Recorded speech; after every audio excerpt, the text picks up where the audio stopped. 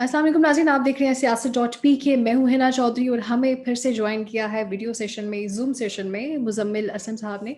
He is an economist और आज हम बात करेंगे क्रिप्टो करेंसी के हवाले से।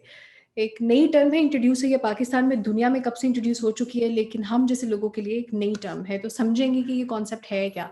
तो सर, सबसे पहले तो सबसे आसान सवाल आपसे ये है कि ये क्रिप्टो करेंसी को आप डिफाइन कैसे करेंगे? देखें, क्रिप्टो करेंसी जो है ना, ये डिजिटल और वर्चुअल करेंसी है।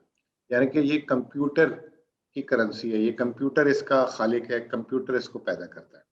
अब हुँ, क्रिप्टो करेंसी इसका नाम क्यों रखा गया? हुँ, जैसे आप व्हाट्सएप यूज करती हैं तो कभी आपने देखा होगा, योर चैट इज इनक्रिप्टेड। हुँ, मतलब ये कि आपकी चैट इनक्रिप्टेड का मतलब ये कि जिनसे आप चैट कर रही हैं वो और आप आपकी चैट देख सकता है, कोई थर्ड पार्टी नहीं देख सकता। तो हुँ, क्रिप्टो जो है इनक्रिप्टेड से निकला है। और इनक्रिप्टेड का मतलब ये कि आपकी करेंसी जो है, या जो आपकी क्रिप्टो जो है, it's a very safe currency. ठीक है। ठीक है। अच्छा, अब ये क्या है, करेंसी क्यों होती है? सबसे पहले तो अगर इंसान जो है करेंसी को नहीं समझेगा तो वो क्रिप्टो करेंसी को नहीं समझ सकता। ठीक ठीक है। है ना? मेरे और आपकी आम जबान में करेंसी का मतलब नोट होता है, यानी कि 100 का नोट, 500 का नोट, 1000 का नोट। इसको हम करेंसी कहते हैं। या डॉलर होता है, उसको भी करेंसी कहते हैं। पाउंड स्टर्लिंग होता है, उसको भी करेंसी कहते हैं। लेकिन करेंसी की जरूरत क्यों है? मिसाल के तौर पे आप जो है कोई भी मेकअप का काम करते हैं फॉर एग्जांपल, और आप मेकअप बेचते हैं। और मैं जो हूँ कोई भी, मेरी स्टेशनरी की दुकान है, मैं पेंसिल और कॉपीज और ये वो बेचता हूँ। हुँ, अब आपको पेंसिल और कॉपी की जरूरत है, आप मेरे से लेना चाहती हैं, ठीक है ना? लेकिन मुझे मेकअप की जरूरत नहीं है, ठीक है ना? अब ऐसा क्या होगा कि जिसकी वजह से मैं आपको वो पेंसिल और कॉपियां बेच दूं? तो हुँ, उसके लिए एक करेंसी, एक नोट जो है, उसकी इजाद हुई थी। ठीक ठीक है। है। अब करेंसी जो है एक कागज है देखने में। ये करेंसी कौन बनाता है, कौन प्रिंट करता है? अब ऐसा तो नहीं है ना कि आप कहें कि मैंने अपनी करेंसी, अपना नोट खुद बनाकर आ गई हूँ, तो आप मुझे अपनी पेंसिल कॉपी दे दें। हुँ, उसके एक ऐसी बॉडी जिसपे मैं भी ट्रस्ट कर सकूं, जल कल को अगर वो आप मुझे करेंसी दें, तो मैं कहीं और इस्तेमाल में अगर सब्जी खरीदने जाऊं तो वो मेरे से ले ले वो करेंसी, और उसके बदले मुझे भी दे दे। ठीक है। तो वो हर हुकूमत की मरकजी बैंक छापता है उसको, हुँ, और हुकूमत उस करेंसी की जमानत लेती है कि मैं, अच्छा आपने लिखा होगा कि अमान, उसमें लिखा होता है, अगर नोट के ऊपर आप देखें, पड़ा हुआ लिखा हुआ भी होता है कि ये हुकूमत पाकिस्तान इसकी जामिन है, करके जी, ऐसा लिखा होता है इस नोट के पीछे। तो वो जो है, ये हुकूमतें छापती हैं नोट, ठीक है। अच्छा, हर मुल्क की अपनी करेंसी होती है फिर। सही। अगर आप यूके जाएंगी, उनकी करेंसी है, यूएस जाएंगी, उनकी करेंसी है। तमाम मुल्कों की अपनी अपनी करेंसीज है। अच्छा, जब हम एक मुल्क में रह रहे हैं तो हम अपने मुल्क की करेंसी में एक्सचेंज करते हैं एक दूसरे से। आपने मुझे दिए, मैंने उसको दिए, उसने हुँ, तीसरे बंदे को दिए। लेकिन अगर आपने मुल्क से बाहर अगर उस करेंसी को इस्तेमाल करना है, तो आपकी पाकिस्तानी करेंसी एक अमेरिका में बैठा हुआ गोरा क्यों लेगा? नहीं सही। लेगा ना। वो हुँ, गोरा नहीं लेगा, और वो कहेगा कि भाई ये क्या है, पाकिस्तानी करेंसी कौन सी है? हाँ, तो उसके लिए एक इंटरनेशनल करेंसी बन गई। ठीक अब है, मैं यहाँ बैठा हुआ हूँ, मैंने तिजारत करनी है किसी श्रीलंका में आदमी से बैठे हुए, सऊदी अरब से बैठे हुए आदमी से, ठीक है, अमेरिका में बैठे हुए आदमी में, तो सबके लिए एक एक्सेप्टेबल करेंसी होनी चाहिए। ठीक है। तो उसकी जिम्मेदारी अमेरिका ने ली। अमेरिकन डॉलर जो है वो दुनिया में माना जाता है, और उसकी क्रेडिबिलिटी सबसे ज्यादा है। ठीक तो है। 90% ऑफ द ट्रेड जितनी दुनिया में होती है वो अमेरिकन डॉलर की हुँ, शक्ल में होती है। ठीक है। अच्छा, अब क्रिप्टो करेंसी को इजाद करने की जरूरत क्यों पड़ गई? हुँ, अब अमेरिकन डॉलर है, अमेरिका कितने डॉलर प्रिंट कर रहा है किसी को पता ही नहीं है। हुँ, पाकिस्तान में हुकूमत पाकिस्तान कितने रुपए ठीक, प्रिंट कर रही है, हमें पता ही नहीं है। ओके। ठीक है ना? अब उस रुपए की कितनी क्रेडिबिलिटी है, क्या नहीं है। अच्छा, फिर जब अगर यहाँ से किसी ने अमेरिका में किसी को पैसे दिलवाने या भेजने हैं, उसमें बैंक फीस बहुत ज्यादा चार्ज कर लेते हैं, सारा हुँ, कुछ कर लेते हैं। तो ये 2009 में क्रिप्टो करेंसी की इजाद की एक जापानीज गुमनाम आदमी ने, और ये ठीक, कंप्यूटर से इस करेंसी को जनरेट किया, माइनिंग की।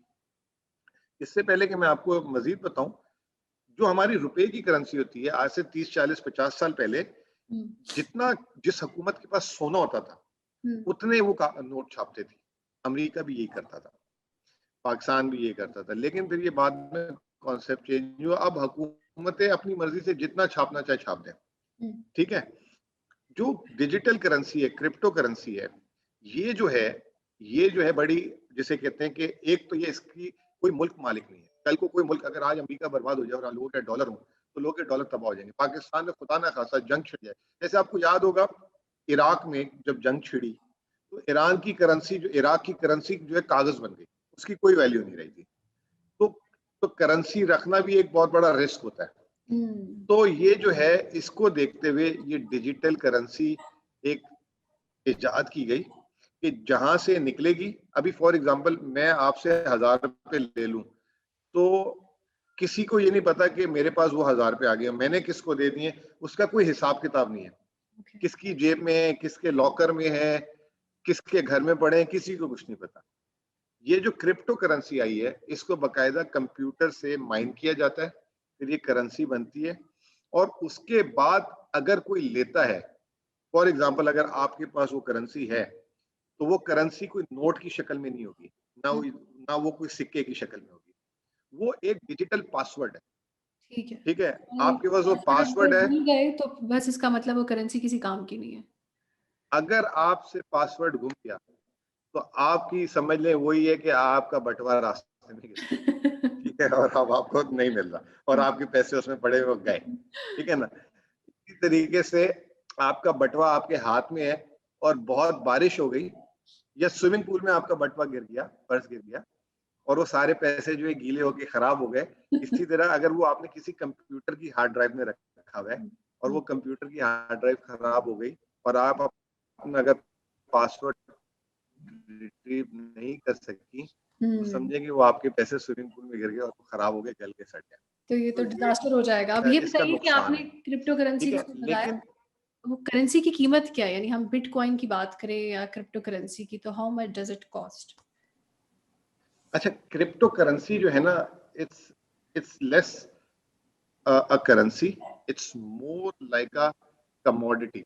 जैसे आपने देखा होगा स्टॉक एक्सचेंज के शेयर्स आज ऊपर है, कल नीचे है। ठीक है, गोल्ड का आपने सुना होगा कि फी तोला 1,10,000 हो गया, फिर अगले दिन सुना 1,20,000 हो गया। क्रिप्टो करेंसी भी इसकी कोई रेट नहीं होती, ये डिमांड एंड सप्लाई पे इसका रेट ऊपर नीचे होता है। अच्छा आज अच्छा। से 6 महीने पहले जब कोविड था, तो एक बिटकॉइन, अच्छा क्रिप्टो करेंसी की भी फिर अंदर कॉइन्स होते हैं। सबसे पॉपुलर है जो हमें और आप सबको पता है, उसका नाम है बिटकॉइन।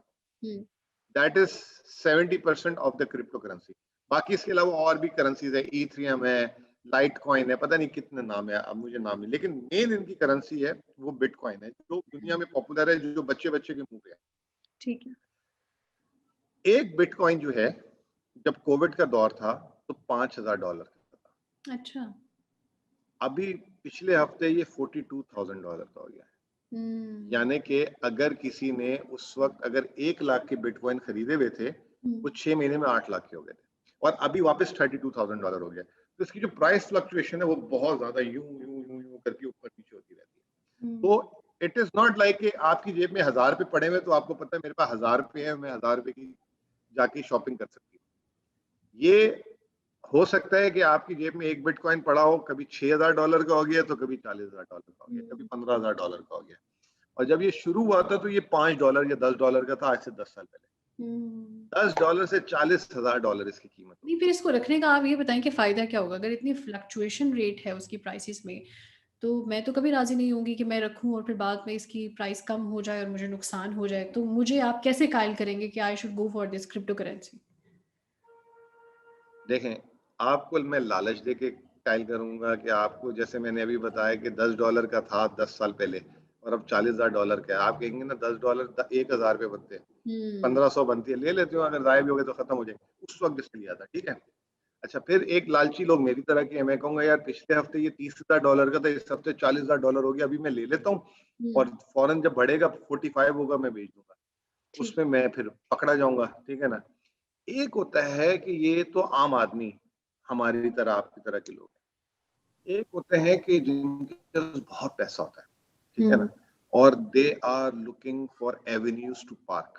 तो पैसा छुपाना होता है या पैसा रखना होता है, और उनको पता होता है ये मुझे इसकी इमीडिएट जरूरत नहीं है, ये 5 साल 10 साल पड़ा रहेगा, और वो अपने पोर्टफोलियो पोर्टफोलियो को भी डाइवर्सिफाई करते हैं। पोर्टफोलियो को इस तरह डाइवर्सिफाई करते हैं वो कि वो जो है कुछ सोने में रखते हैं, कुछ डॉलर में रखते हैं, कुछ रियल एस्टेट में रखते हैं। ये इस तरह के लोग लेते हैं और उनकी बड़ी सेफ अकाउंटिंग होती है। अच्छा, क्रिप्टो करेंसी जो है ना, ये अभी तक इसकी एक्सेप्टेबिलिटी दुनिया के मरकजी बैंक नहीं कर रहे, क्योंकि सबसे पहले तो ये डॉलर के लिए थ्रेट है। It's a currency, cryptocurrency. It is not being owned by any country, any individual, any institution. ठीक है ना, ये एक अलग किस्म का डिसेंट्रलाइज्ड मैकेनिज्म है। इसको कोई इसका मालिक नहीं है, इसका खालिक मतलब एक बनाने वाला है, लेकिन ये जो ना फैली हुई है। तो अभी दुनिया के जो सबसे ज्यादा डॉलर की बदमाशी है पूरी दुनिया में, वो इसको ये चैलेंज कर रही है। तो इसलिए बहुत सारे मुल्कों में बैन भी है, इसको ऑफिशियल करेंसी का नाम नहीं दे रहे, इसकी खामियां ढूंढी जाती हैं, इसकी बुराई भी की जाती है। मैं खुद भी कंफर्टेबल नहीं हूं अभी तक कि मैं इसको खुद समझने की कोशिश कर रहा हूँ, लेकिन जितना मैं इसको समझा हूं, that will be the future.